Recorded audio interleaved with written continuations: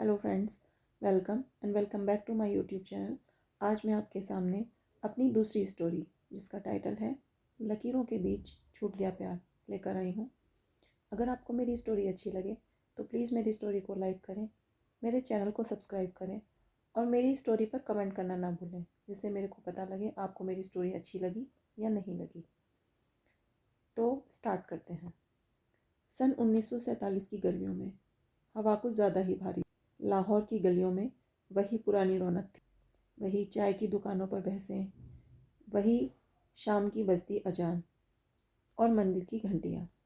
पर इन सब के बीच एक अनकहा डर बह रहा था, जैसे धरती को पहले ही पता हो कि उस पर अब जल्दी ही लकीरें खींची जाने वाली हैं। अमृत और फैज़ अहमद, उन दोनों को भी इसका डर सता रहा था कि वे जिस ज़मीन पर साथ चलते थे वही ज़मीन जल्द ही इन्हें अलग कर देगी। अमृत कौर सिख परिवार से थी। उसके पिता की किताबों की दुकान थी, जहाँ उर्दू, फारसी और पंजाबी की किताबें एक दूसरे का कंधे से कंधा मिलाकर खड़ी हुई थी। वहीं फैज़ अहमद आता कभी किताबें खरीदने, कभी बस अमृत को देखने के बहाने। फैज़ मुस्लिम था। उसके हाथों में डायरी रहती थी और आंखों में भविष्य के सपने। वह कम बोलता, पर जब बोलता तो शब्द ठहर जाते थे। अमृत उसकी बातों से नहीं, उसकी उस खामोशी से प्यार करती थी।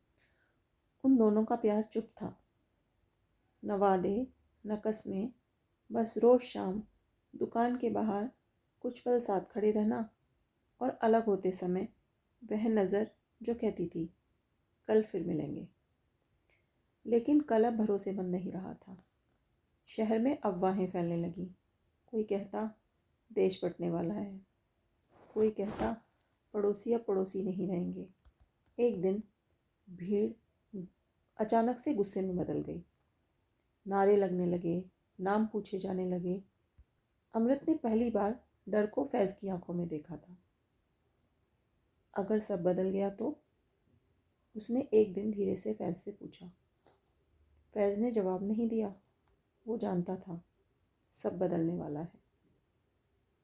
रेडियो पर घोषणा हुई, देश आज़ाद हुआ, पर साथ ही दो हिस्सों में बंट गया, हिंदुस्तान और पाकिस्तान।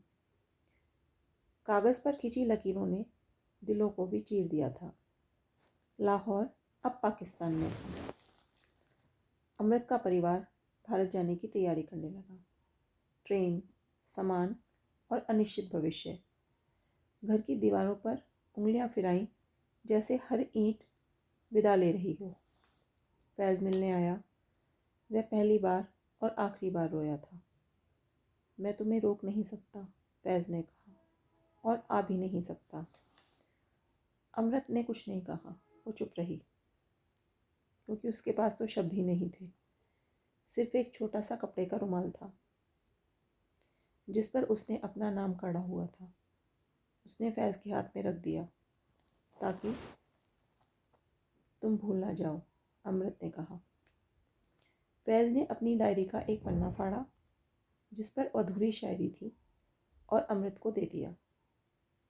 ताकि तुम जानो, उसने कहा, कि मैं पूरा तुम ही में था। स्टेशन पर भीड़ थी, चीखें, आंसू, डर। लोग एक दूसरे को खोज रहे थे। ट्रेन आई, मानो कोई दानव जो जिंदगियों को निगलने आया हो। अमृत ट्रेन में चढ़ गई। फैज़ प्लेटफॉर्म पर खड़ा रहा। ट्रेन चली, धुआं उठा और लकीर और गहरी हो गई। उसके बाद साल बीतते गए। अमृत दिल्ली में बस गई, शादी हुई, बच्चे हुए। वह एक अच्छी पत्नी और एक जिम्मेदार माँ बनी। पर कभी कभी वो अलमारी के कोने से उस आधे पन्ने को निकालती और वापस बिना उसको पूरा किए मोड़कर अलमारी में रख देती। फैज़ लाहौर में रहा। उसने भी ज़िंदगी आगे बढ़ाई, काम किया, घर बसाया। पर उसकी डायरी में वो पन्ना अभी भी गायब ही रहा, और रुमाल अब भी उसकी किताबों के बीच रखा रहता था। कभी कभी वह सोचता, अगर लकीर ना ही खींची होती तो। सालों बाद जब दोनों बूढ़े हो चुके थे, अखबार में एक खबर छपी, भारत पाक शांति वार्ता, सीमाएं खुलेंगी, बुजुर्गों को मिलने की इजाज़त। अमृत ने बहुत देर तक खबर को देखा और फैज़ ने भी। दोनों ने आवेदन किया, ना किसी उम्मीद से, बस एक अधूरी बात पूरी करने के लिए। वाघा बॉर्डर पर वो दोनों आमने सामने खड़े थे, बीच में फाटक, सिपाही और इतिहास का बोझ। फैज़ सफ़ेद दाढ़ी में अभी भी वैसी ही आंखों वाला था। अमृत की चाल अब धीमी हो गई थी, पर नज़र अभी भी वही थी। वो कुछ देर चुप रहे। फिर अमृत ने कहा, हमारी कहानी किसी किताब में नहीं है। फैज़ मुस्कुराया, इसीलिए शायद सच्ची है। उन्होंने हाथ नहीं पकड़े। लकीर अब भी थी, पर उस दिन उन्होंने एक दूसरे को देखा पूरा। शाम ढल रही थी, दोनों को लौटना था, अपने अपने देश, अपने अपने जीवन में वापस।